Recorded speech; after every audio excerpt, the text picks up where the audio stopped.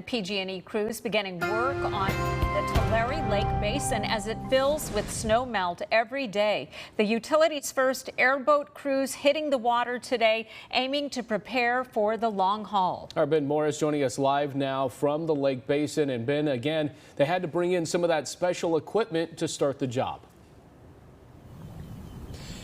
Yeah, right now, the first PG&E airboat is going all around the lake, doing multiple tasks like disconnecting power. And you might be wondering, why an airboat? Well, it's the only safe way to get around, thanks to all this debris filling the lake from top to bottom. Crews Thursday climbing aboard this airboat brought in all the way from the Bay Area. For setting out on what's just the beginning of a long-term hands-on project. They're going to scout locations that we know we need to move, some heavy equipment that's going to be affected by the water. We'll have to use the boat to disconnect the equipment, and we'll use a helicopter to lift it out.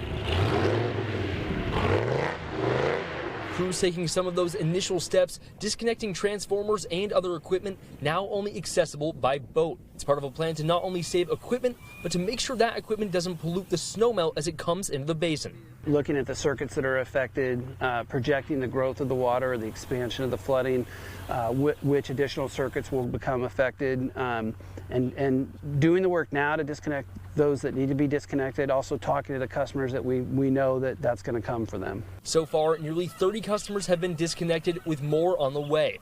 Boyle says most of them have already been evacuated. Meanwhile, the provider plans to fortify substations like this one in Angiola starting tomorrow to make sure for some the lights will stay on even through the historic flood.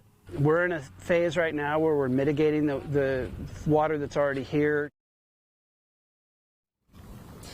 I also asked Boyles how long this operation could take, but he couldn't provide an answer at this point. He just says they're playing the waiting game just like every other city and county affected by this flooding. Reporting live, Ben Morris, KC24, local news that matters.